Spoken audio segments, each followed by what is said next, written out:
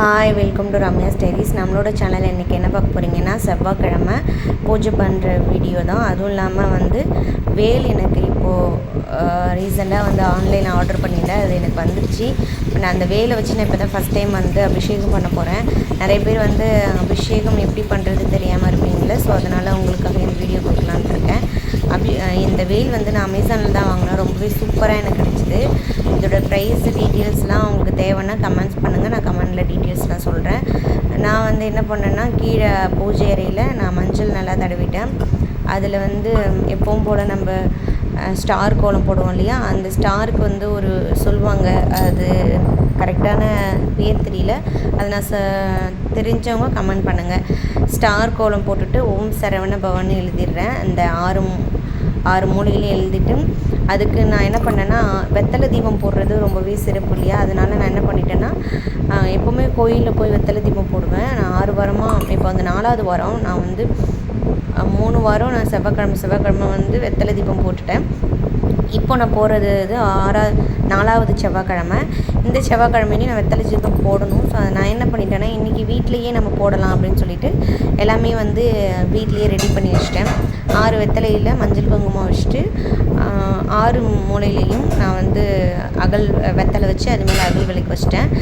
நடுவில் நான் என்ன பண்ணேன்னா, ஒரு அகலில் என்கிட்ட ப்ராப்பரான அதுக்கான திங்ஸ் இல்லை. அதனால் நான் என்ன பண்ணிட்டேன்னா, வேல் வைக்கிறதுக்காக, வேல் எப்போவுமே நார்மலாக சும்மா வச்சிட முடியாது இல்லையா, அதனால் நான் என்கிட்ட ஒரு அகல் இருந்துச்சு. நான் பெரிய அந்த அகலை நல்லா கழுவி தொடச்சிட்டு, அதில் பச்சரிசி, அதில் ஒரு 5 ரூபாய் காயின் வச்சுட்டு, மஞ்சள் குங்குமம் போட்டு கொஞ்சம் பூ போட்டு அந்த அகலை வச்சுட்டு நடுவில், ஏன்னா அதில் தான் நம்ம இப்போ அபிஷேகம் பண்ண வேல் வைக்க போகிறோம்.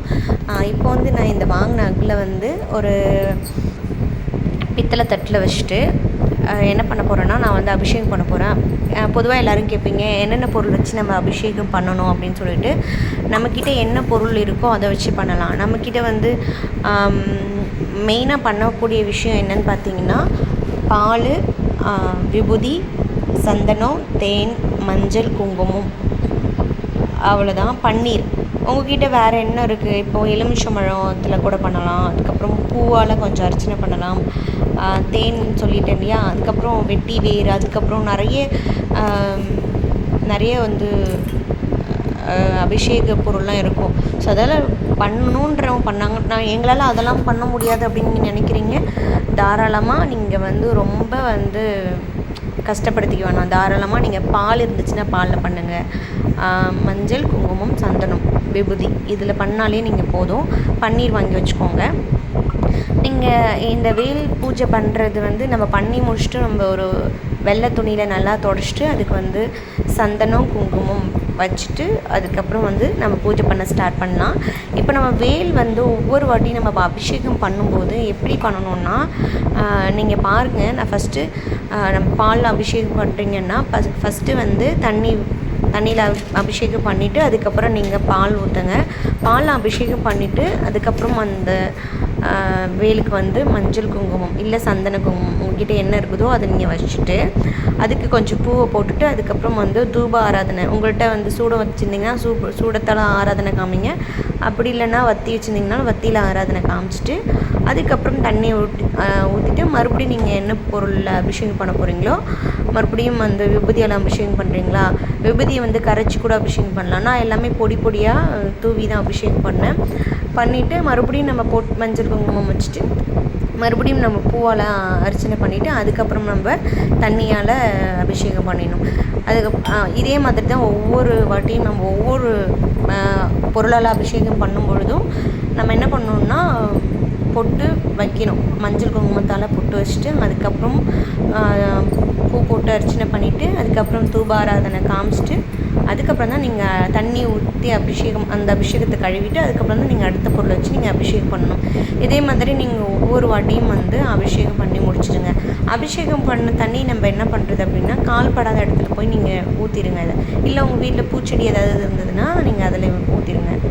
இப்போ நம்ம வேல் நிறைய பேர் வீட்டில் வேல் சின்னதாக இருக்கும், பெருசாக இருக்கும். நம்ம வீட்டில் வேலை அப்படியே வைக்கக்கூடாது. வேலில் நீங்கள் என்ன பண்ணணுன்னா, ஒரு எலுமிச்சம்பழத்தை வைக்கணும், சொருவிடணும். அந்த கூர்மையான மொனை இருக்கு இல்லையா, அதில் எலுமிச்சம்பழத்தை சொருவிடணும். ஏன்னா வேலை வந்து நம்ம அப்படியே வச்சிட்டோன்னா அது வந்து ஆயுதமாக மாறிடும். ஓகேங்களா? நீங்கள் இதுலேயே இந்த வேலில் வந்து எலுமிச்சம்பழம் வச்சிட்டிங்கன்னா அது காக்கும் பொருளாகிடும். அது மாதிரி நீங்கள் என்ன பண்ணுறீங்க, இவ்வளோ பெரிய வேல் இருக்குது, இதில் எப்படி நாங்கள் வந்து எலுமிச்சம்பழம் வைக்கிறது அப்படின்னு நீங்கள் நினைக்கிறீங்கன்னா பயப்படவே தேவையில்ல. கொஞ்சமாக மஞ்சளோ இல்லை சந்தனமோ குழச்சி அதில் நீங்கள் வந்து மூடின மாதிரி நீங்கள் தடவிட்டிங்கனாவே போதும், வச்சிட்டிங்கனாவே போதும். நீங்கள் வந்து இந்த வேலை வந்து நான் டெய்லியும் பூஜை பண்ணுவோம் அப்படின்னு நீங்கள் நினச்சிங்கன்னா அப்படிலாம் பண்ண வேணாம். வெள்ளி செவ்வாய் நீங்கள் எப்போ உங்களுக்கு வந்து சாமி படைக்கணும்னு நினைக்கிறீங்களோ நீங்கள் அப்போ பூஜை பண்ணலாம். இதுவே நீங்கள் வந்து 48 நாள் ஒரு மண்டலம், அதாவது 48 நாள் வந்து நீங்கள் வேல்மாறல் படிச்சுட்டு இந்த வேல்மாறல் பாராயணம் சொல்லுவோம், எனக்கு சரியாக வரல, வேல்மாறல் பாராயணம் பண்ணிவிட்டு இந்த வேலுக்கு பூஜை பண்ணிங்கன்னா ரொம்பவே சிறப்பு. நீங்கள் எதை நினச்சி ஒரு கோரிக்கையை சாமிக்கிட்ட வைக்கிறீங்களோ அதை வச்சுட்டு இந்த 48 நாளும் நீங்கள் வந்து வேல்மாறல் பூஜை பண்ணிங்கன்னா நீங்கள் என்ன நினைக்கிறீங்களோ அதை நினச்சி உடனே நிறைவேற்றிடுவார் இந்த முருகரை கெட்டியமாக பிடிச்சிக்கோங்க. எல்லாரோட லைஃப்லேயும் வந்து மிராக்கல் பண்ணிகிட்ருக்காரு. இப்போதைக்கு வந்து ரொம்ப ஃபேமஸாக இருக்கிறது வந்து இந்த வேல்மாறல் பூஜை தான். வேல்மாறல் புக்கு யாருக்கிட்டையாவது எனக்கு வந்து வேல்மாறல் புக்கு படிக்கணும், நானும் வேல்மாறல் பூஜை பண்ணுறேன், எனக்கு இந்த ஒரு வேல்மாறல் எங்கே வாங்குனீங்க, அதாவது வேல் எங்கே வாங்குனீங்க, இந்த வேல்மாறல் புக்கு எப்படி கிடைக்கும், எப்படி நாங்கள் வாங்குறது அப்படின்லாம் உங்களுக்கு தெரியணுன்னா நீங்கள் எனக்கு கமெண்டில் சொல்லுங்கள், நான் உங்களுக்கு வந்து டீட்டெயில்ஸு உங்களுக்கு கொடுக்குறேன்.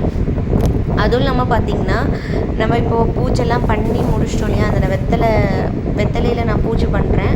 இந்த 6 நாள் ஒரு கோரிக்கை வச்சு பூஜை பண்ணுங்கள். அதுவும் இல்லாமல் இப்போ நம்மக்கிட்ட நிறைய கடன் இருக்குது அப்படின்னு நினச்சிங்கன்னா 11 ரூபா காயின் இருக்கு இல்லையா, 11 ரூபா, 1 ரூபா காயின் 11 ரூபாயை ஒரு மஞ்சள் துணியில் முடித்து நீங்கள் வந்து சாமிக்கிட்ட வச்சுருங்க. அப்போது அதை வந்து நீங்கள் திருச்செந்தூர் வந்து எப்போ போகிறீங்களோ அப்போ எடுத்து போய் வேண்டுதல் நிறைவேறுற வரைக்கும், இல்லை நிறைவேறதுக்கு முன்னாடி நீங்கள் கடவுள் உங்களை வந்து அங்கே கூப்பிட்டாரு, இல்லை இங்கே ஒரு அழைப்பு வந்துருச்சுன்னா, அவரை பார்க்க அழைப்பு வந்துருச்சுன்னா போதும், எடுத்துகிட்டு போய் அங்கே உண்டியில் போட்டுருங்க. கண்டிப்பாக உங்களோட கடன் சீக்கிரம் அடையும். இதுதான் நான் வந்து அந்த பச்சரிசி வச்சுருந்தேன் இல்லையா, அதில் வச்சு வேலை வந்து அவர்கிட்ட வந்து நான் சாத்திட்டேன், நிறுத்தி வச்சிட்டேன். நான் மேலே வந்து சந்தனம் வச்சுருக்கேன் பாருங்கள், குட்டியாக சந்தனம் வச்சுருக்கேன். ஏன்னா வந்து அந்த கூர்மையான முனையை வந்து அப்படியே வச்சிடக்கூடாது. நான் இப்படி தான் வந்து இன்றைக்கி வந்து செவ்வாய்க்கிழமை வந்து நான் பூஜை பண்ணேன். ரொம்பவே நல்லா இருந்துச்சு எனக்கு. அதுக்கப்புறம் வந்து நான் கோயிலுக்கு போயிட்டு கோயிலில் அர்ச்சனை பண்ணிவிட்டு சாமி கும்பிட்டுட்டு நான் எப்போவுமே அரளிப்பூ கட்டி சாமிக்கு என் கையில் அரளிப்பூ கொண்டு போய் வச்சுட்டு வருவேன். இப்படி தான் நான் பூஜை பண்ணேன். வேல்மாறல் படிப்பேன் எப்போவுமே. நான் வந்து கடவுள்கிட்ட நம்ம வந்து வேண்டுறது பெரிய விஷயம் கிடையாது, ஆனாலும் அவர்கிட்ட ஒரு அரை நிமிஷமாவது, அதாவது ஒரு அரை மணி நேரமாவது நம்ம வந்து அவர்கிட்ட அழுது புரண்டு மன்றாடி நம்ம ஒரு கோரிக்கையை வைக்கணும்.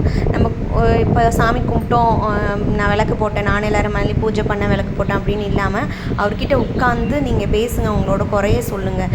நம்ம வீட்டில் ஒரு ஆளாக இருந்தால் நம்ம எப்படி பேசுவோம், அதை மாதிரி நம்ம வீட்டில் ஒரு ஆளாக நினச்சி அவர்கிட்ட நம்மளோட குறைங்கள்லாம் சொல்லுங்கள். உட்காந்து வேல்மாறல் படிச்சுட்டு இது மாதிரி நீங்கள் தீபம் ஏற்றி வேலுக்கு பூஜை பண்ணி உங்களோட கோரிக்கையை வச்சு நீங்கள் முருகனை கும்பிட்டிங்கன்னா கண்டிப்பாக உங்களோட வாழ்க்கையில் நிறைய மிராக்கல் பண்ணுவார்.